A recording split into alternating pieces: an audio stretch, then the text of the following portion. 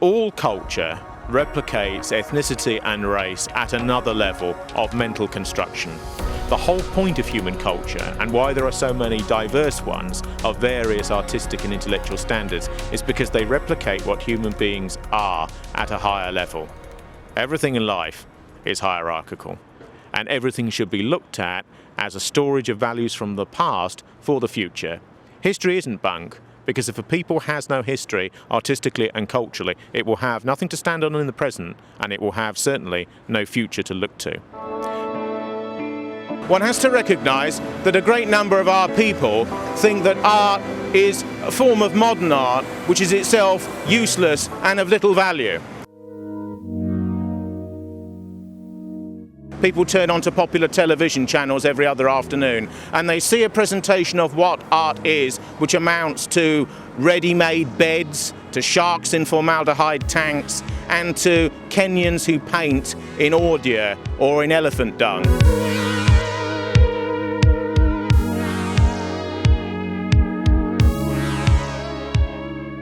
I see these sorts of videos as three-pronged. Firstly, they're a celebration of what has been in the past. Secondly, they're an attempt to educate activists and hardline cultural fundamentalists at the present time in what they should know about our past. And they're also providing energy and intellectual fodder, if you like, for the mind for the future. Organisations like Sinn Féin in Ireland, for example, steep many of their activists in deep cultural struggle about the Celtic, the Gaelic and the Hibernian identities.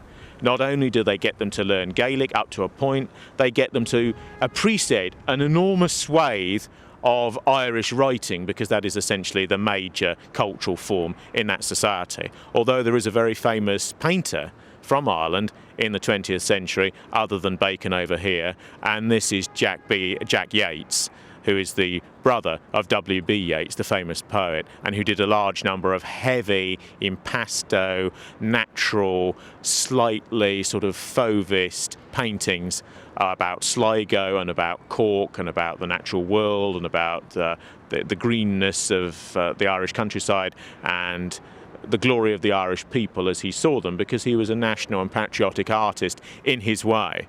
Now, if you transplant those ideas from a Celtic identity to a broader identity of the British Isles, English, Scottish, Welsh and Irish, we have a point here that this type of culture is the glove that the white fist exists within.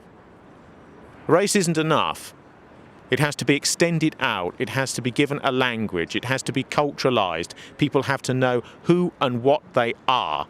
In an era where the Christian religion has largely collapsed for many people, right-wing politics in this era is about being white, being cultured, and being fundamentalist about what one is, where one is going, who one comes from, and what one wants at this time.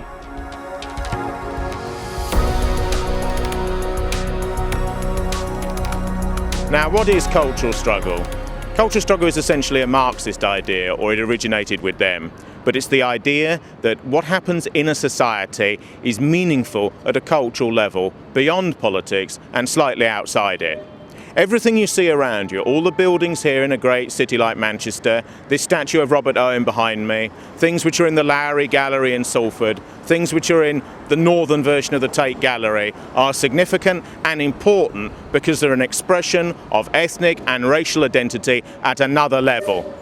Everything we do in this life culturalises itself at a level beyond pure political struggle and identity. People leave children and culture behind them. But the problem with this is that many people are completely miseducated and undereducated about who and what they are. Williams introduced comprehensive education for the mass of people. It would that much of our culture would not be disseminated to the youth of this country, and particularly to working class people in this country between 11 and 16 years of age, the key years of secondary education. But these cultural videos are an attempt to arrest that decline. One has to recognise that a great number of our people think that art is a form of modern art which is itself useless and of little value. People open tabloid newspapers on a daily basis. People turn onto popular television channels every other afternoon, and they see a presentation of what art is, which amounts to ready-made beds, to sharks in formaldehyde tanks, and to Kenyans who paint in ordure or in elephant dung, bought by Chris Smith when he was Labour Minister of Arts in the first Blair government between 1997 and 2001.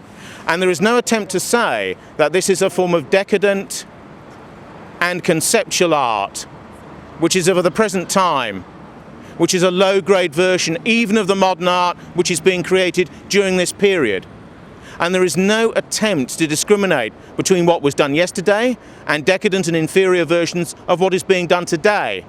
And there is a view amongst all of our people that this is what art is now in Britain and in Western Europe, when I have to tell you that it is not.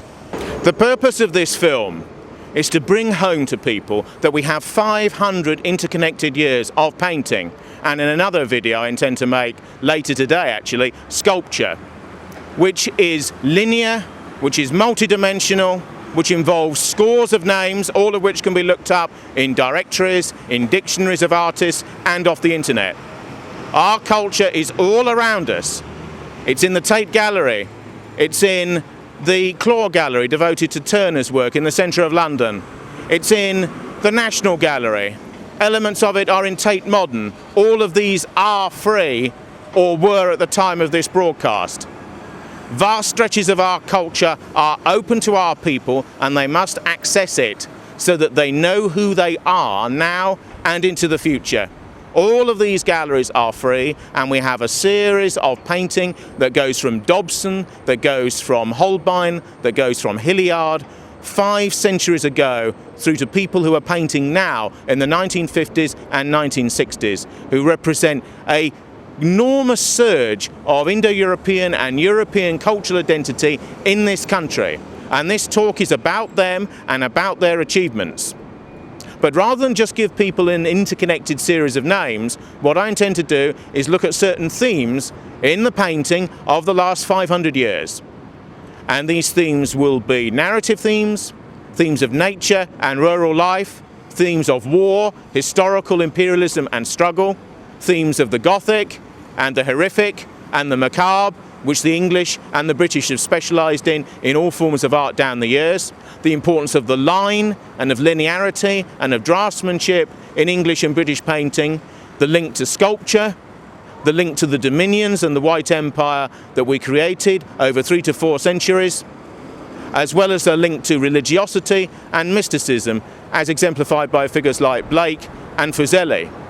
This is not mysterious or esoteric or arcane material. It is the genius in pictorial form of white people replicated at a high level over 5 centuries, which our people are not told about anymore, but which they need to reclaim.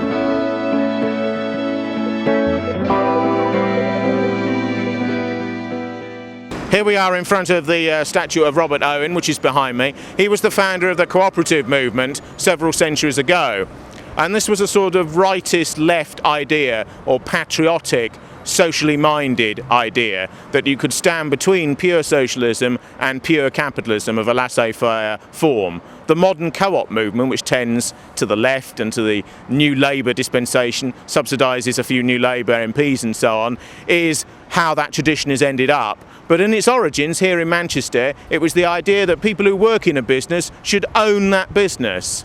That people who work and manage a business should have an individual stake in it and its capital resource and its profitability, and even a vote at an annual general meeting on how that company is arranged. It's of course a principle that works throughout agriculture in southern Europe in particular, and it's a principle that should be brought back. The idea that middling to large businesses can be controlled in a semi-democratic way by their workers who own them, and yet these businesses are managed and they're properly arranged because there has to be a hierarchy and there has to be a structure in economics, in art, and in politics, in the military, and in all forms of life. But it doesn't mean to say that the people who do the work towards the bottom tier of an organisation are completely shut out, both of its ownership and how it runs and how it faces off against the world and what it does and what its ethics ethical posture is in relation to its goods and services and how they're produced. It's also important that these great Victorian, pre-Victorian and philanthropic figures of yesteryear are reclaimed and politically repositioned and brought up to date, so that it's not just the civic left that can claim figures of this type. All of this art is unknown to large swathes of our population, most of whom have only heard of these figures very briefly, have never been introduced to them. And this is particularly so of the generations that have passed through comprehensive education, so-called, in the 1970s and thereafter. And this is a criminal waste at all sorts of levels, because this material, which is often presented as bourgeois or boring or elitist or not for the mass of the white population, is actually the cultural inheritance over the last half millennia of the indigenous population. Art works in this way. There are certain elite individuals who may in their own lives be quite bohemian and marginal figures, but they replicate in prose, in other forms of writing, in film now, in painting, in sculpture, three-dimensional, representational and figurative and non-figurative representations of reality and the inner states of the mind. They represent the consciousness of great swathes of people. They're not entirely doing it for themselves, although many people believe that they are. Ultimately, they're driven to do it for reasons quite other than financial and commercial gain. It's true that an enormous market is based upon this sort of material, which prices it, which has it at auction, which values it, which undervalues it, which overestimates it, and turns it into a currency, in part, for the very rich. But the truth of the matter is that every civilization thinks about itself visually. This is a cardinal difference between us, for example, and the Islamic civilization. In the Quran, visual art is banned, and representational art, because it tends to the flesh and to eros and not to doctrines of transcendence, is banned. And one of the many, many reasons for the extraordinary mental advance of the Western civilization, of which Britain is an indisputable part, over the last half millennia, is the fact that we think through the eye. Men as a gender visualize through the brain and think primarily in images before they think in words. And if a society and a culture cuts out the function of the eye and its representation in art, it impoverishes itself. It denies itself visual value and a codification of pure thought and form. You have to have this to have a civilization.